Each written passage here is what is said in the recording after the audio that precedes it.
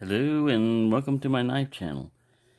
Now I'm just put all these knives out here. It's kind of like eye candy. And these orange ones are for like Halloween. And you can't see them all up there, but there's some little tiny knives and stuff.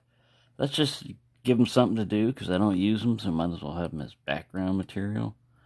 And what I'm covering today is this guy. Now they call this one a Whittler, but it's pretty big. So I have these other two out here because these are the red pick bone pattern also. This is a little mini canoe, but I just wanted to show you the color difference you can get. See, this one matches that one a little bit closer. And then these other ones over here, these are traditional Whittler, sleeve-board Whittler pattern size. Like this is a marble, that's a Rough Riders one. This is a marbles, but it's also a split back sleeve board Whittler. There we go. Phew. And then this is kind of red, but it's like burgundy red. It's really deep red. And I got this out because these Whittlers are 3-bladed knives, and this is what happens. This is what it looks like when you put 3 blades side by side and you don't try to save any space. It gets a little bit wider, but it's just a different way of doing it. That's the mainly reason why I had that out there. So let's look at this guy. And another good thing about this is it reminds me to look at some of these knives. Like this is considered a gun stock pattern, but it kind of has a cutout so that you can get to the nail nicks. This one has a cutout to get to the nail nicks on either side of its blade. But this is just kind of a different way of doing it. Those are cool too. I like that gun stock pattern. Alright, so let's move some of these things off to one side so we can concentrate. Well, we can need the Whittlers over here. We don't need you. And you can sit up there for a while. Alright, so what we have here is a main blade, really strong pull. I'd say about a 7. It gets even harder right here towards the lockup. The half stop, which it doesn't have. It doesn't have a lazy half stop or anything else. I haven't cleaned this up. And then it locks into place, kind of mushy. We don't have a real good interface up here, but it'll wear in, I believe. There's still a bunch of gunk and stuff. I haven't cleaned it up. And on the blade, what it's saying, let's get a little closer with this. On the blade, it's saying 440 razor sharp. This is an older model.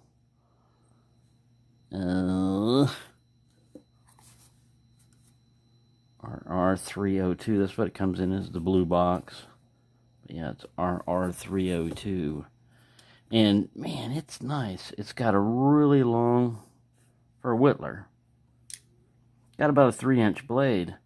Normally you're getting like 2.5 or 2 3/4 or something like that, as your main blade. So I like this a clip point on it. And it's the older style, so it's got this and then this kind of like Rough Rider anvil, and then it's the script in there. And I'm trying to see what that says underneath that. It's not a lockback, but this thing is so tight that when you go to move it, I know I'm zoomed in, I'm just trying to, it says Rough Rider Cutlery Company. That's what that says underneath it. So yeah, this is kind of a frosted, see, that's not bad. I don't mind that. It's not real obvious and it's not going to get in the way a whole lot. Same way like this, it wasn't etched in, just kind of like a ghost. So you can see the scratches over the top of that. But yeah, really nice. Alright, so let's look at our, and we don't get any pin wrap or anything. I know on better knives,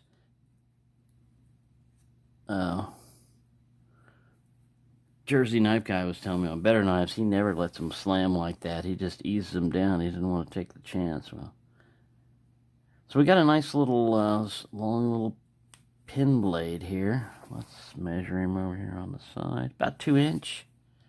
About a 2 inch pin blade. Let me move this, unzoom this a little bit. Yeah, what's good is you've got access to that pin blade on either side. You know, that cutout. They just lined up those two nail nicks, which are more important because this one here, you got a more than adequate, you know, match strike type. But this guy is kind of a spay blade. You see that? That's kind of weird. They almost made this into like a Stockman or something because you got that nice clip blade. All right, so let's compare that to another Rough Rider. This one is different in that it has more of a spear point type of blade as its main blade. And the two blades, this is more what I would associate with a Whittler, is a coping blade to get into corners and mark wood and stuff like that. Something you would be using in woodworking. And then a pen blade to sharpen up your little pencil and stuff, or whatever you want to do with your pen blade. And of course this one's got a spear blade on it. All right, so then we look at the marbles version. It is also another one of those split back, like this guy. See what I mean? He's got some pretty good.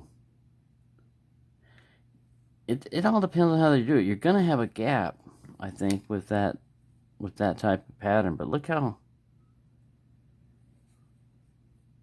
tight they got this one. And this one is not a it's not one of those. It's done differently. In other words, this one's still a Whittler, but it's not a split back sleeve board. Oh, I don't know. Gets confusing. Anyways, on this one's main blade, it's got another clip point and everything. You really have to get your finger up in there to get the nail nick. And then it's got basically, I think it's 2 identical blades, 2 pin blades. Yeah, 2 identical blades. It's another one that's not bad, but we're talking about this guy right here. And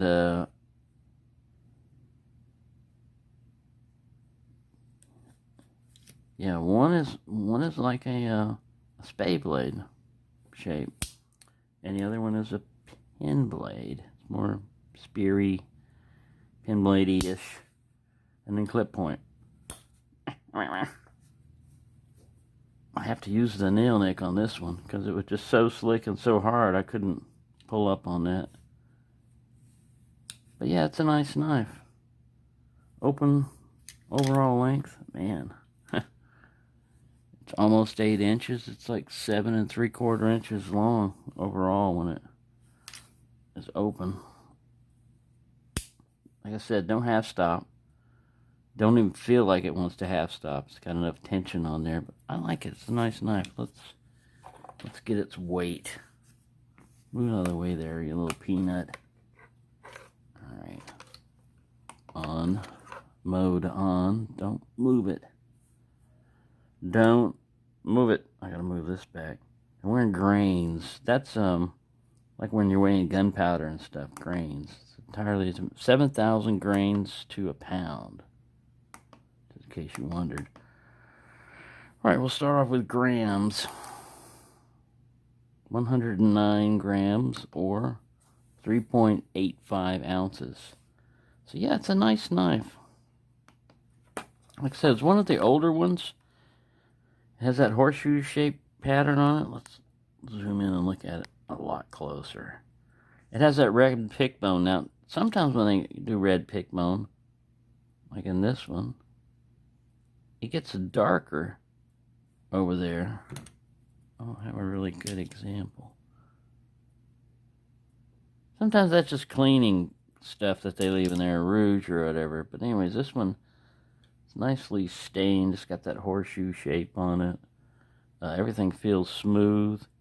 You've got a pinch bolster on either end, and then the double stripe. That doesn't look too bad with the stripe like that. It's not too bad. Kind of fits into it. Of course, the match strike nail nicks on them.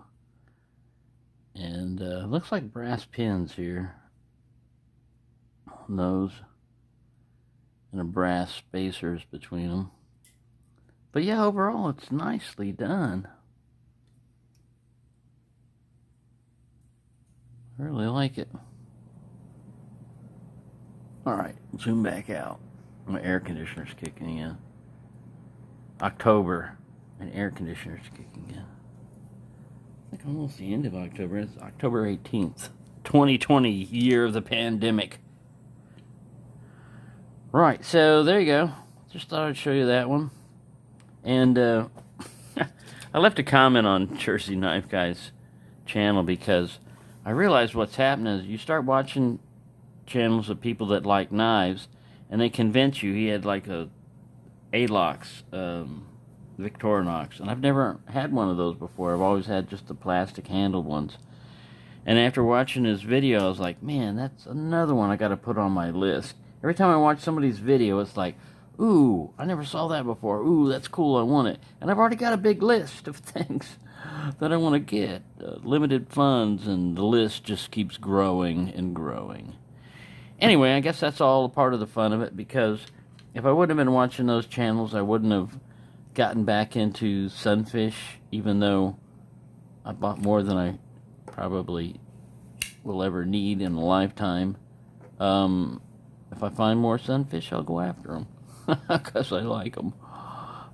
Just the hand filling part of it. So there you go. Sorry for diverting off the task, but yeah, I'll just try to put more knives up here as eye candy and stuff. And my other question is, do you think this is real Damascus? Because I was looking at the spine here, and it looks smooth. I think I was talking to Warthog about that, or somebody. But anyways, they were wondering if that. I think they can get away with calling it Damascus if it's a Damascus pattern, but if they say Damascus steel, that's a different story. And I don't know. It's listed under Smoky Mountain Knife Works as Damascus steel, but they won't give the composition, or they haven't put it up there. And it should be a layer of at least two steels, two different types of steels. So anyway, that's kind of a mystery right now. And if it is just a laminated pattern, then they shouldn't have raised the price on these. This one's not too bad. It's like $17 for a doctor's knife. That's about right. But the other ones are like $26 and $28 and almost $30, you know, and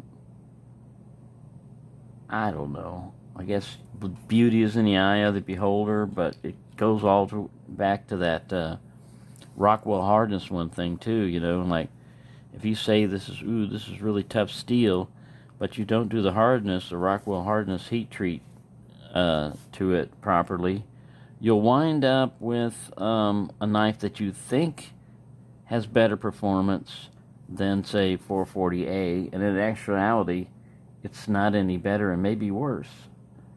So you basically paid for the hype, or I wouldn't go so far as it's bordering on false advertising if you put up as Damascus steel and it's not really Damascus. I don't want to cause a big controversy or anything, you know. I'm just saying, it's a nice pattern.